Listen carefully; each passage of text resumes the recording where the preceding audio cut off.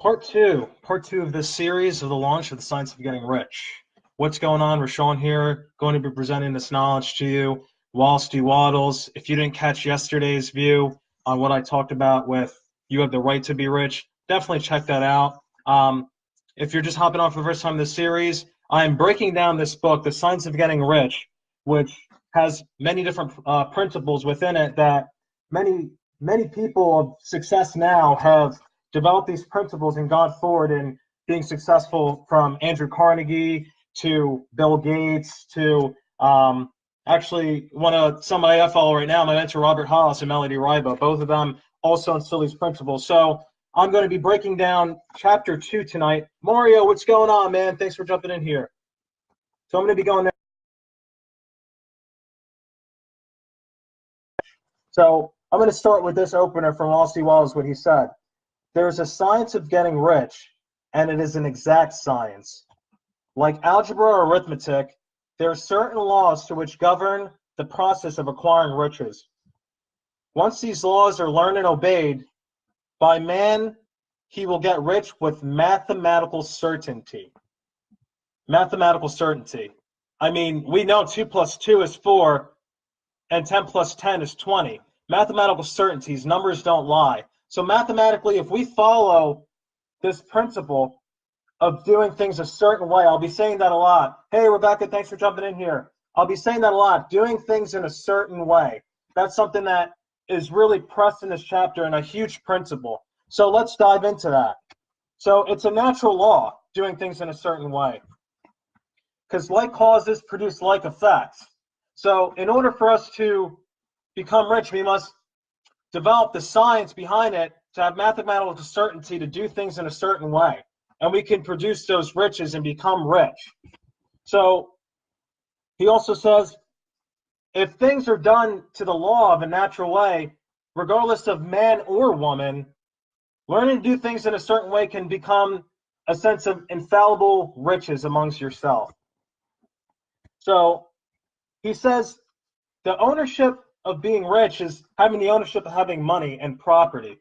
I mean, in the life that we live in, that's based on what certain people say. I mean, certain people might think people of the rich are snobs, and that obviously the people that are most rich have most ownership of all the property and all these different things.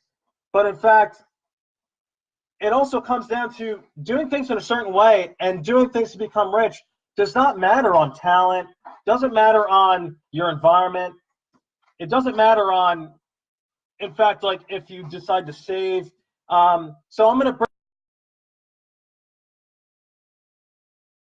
the thing that's said is getting rich is not a fact of where your environment really is, because if that were a fact, then certain people that lived in a certain area, then everybody within that community would be rich. If certain areas depended on getting rich, then if you were to go down the street and those people were all rich, you see Beamers, Audis, all these things, then you go to a neighborhood that's right down the street, it's completely different.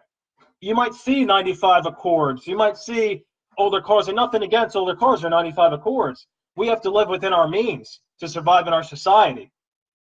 But the point I'm trying to get across is that us developing things in a certain way and getting rich does not entirely involve our environment, because he then says that people of one city, if they were all rich, that means that adjoining states would be poor. But then, however, it comes to, because if we were to know that, we could just change zip codes right away and just say, well, I know that over there there's a lot more money and wealth, so I'm just going to go there, and that's where I'm going to go, and I'm going to be able to become rich based on that. So going ahead, he says, however, rich people living side by side in the same environment, they're engaged in the same vocations. If two men are in the same locality, gee, baby, thanks for hopping in here. If two men are related in the same locality, in the same business, while one gets rich and the other remains poor, that doesn't really entitle it to be environment. So that's not entirely true to it being environment, of it being a certain way of how you can get riches within your life. So going forward, he also brings up the fact of it's not based on talents or natural abilities, because we see people now who may not be the most talented and they have lots of money, or there's people that are physically strong, they have money, and also people that may not have the same competence and they're also rich. So it doesn't matter on the to do things in a certain way.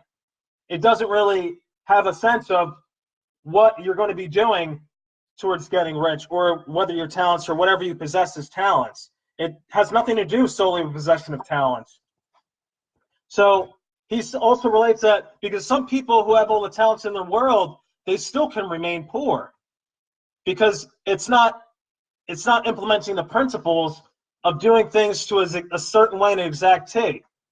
So I think I can relate it to, if you're going to make a cake and you're going to make the best cake ever, you have to make, if you're going to make that cake slam, it has to be done in a certain way. You have to, there can be nothing off. There has to be a little bit of sugar here, flour. You know how to make the perfect cookie or the perfect cake. You do it in a certain way, and that's the same thing with being rich. If you do things in a certain way, regardless of what your talents are, regardless of if you're white, black, purple, Asian, doesn't matter. Doesn't matter if you're handicapped. It does not matter. As long as you do things in a certain way, then you can achieve those riches. In the same sense that if you study people that have become rich before you, whether you see someone that you admire and you follow them, if you do things to how they did it and mirror them, you can also become rich in that sense also, regardless of what the background is. So going forward, talents and abilities that other men have not because they happen to do things in a certain way, like I just said before. So it also doesn't matter on if you're doing savings, if you're saving a lot of money. It doesn't depend on that. Because in fact, people that in fact save can still be poor. And people that spend and just spend could be obviously they have enough money to spend, so they're a part of being rich. So going ahead also, they talk about Wealthy Wells relates to two men being in business. So just as an example, two men could be in business and be in the same exact locality, but one can be successful in a certain way. He also relates to locations important to a certain aspect, because an ice cream man's not going to do well in Iceland, or not going to do well in wherever other part of the world that there's not enough fish. You have to choose your localities and choose your certain areas in order to become rich in certain things. So it's not like you can just go forward and be like, I'm just going to start this, and it all depends on what your locality and where your exact setting is in order to develop that principle of doing things in a certain way and attaining that wealth that you deserve. So he says, he beats us up constantly. Getting rich is a result of doing things in a certain way. I mean, and that's a pretty important thing, and when we relate to Pareto's principle, that's another thing. I bring this up all the time, the 80-20% rule, where 20% of most people contain most of the wealth while 80% do not, is because obviously the 20% of those people do things in a certain way.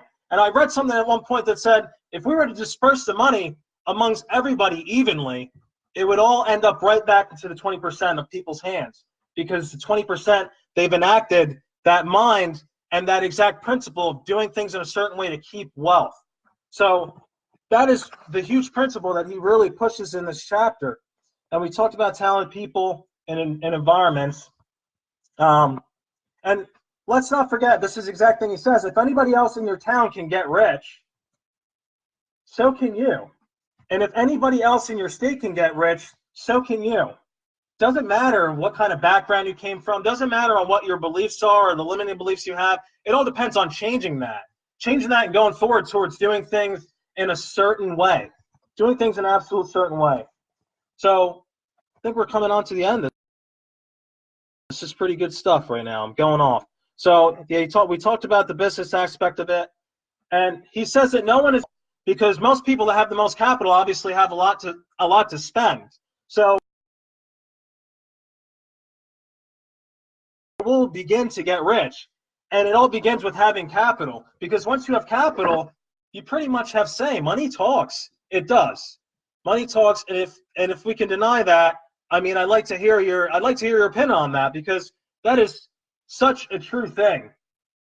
people get treated differently when they have money. It's very unfortunate, but that's just the way that the world is.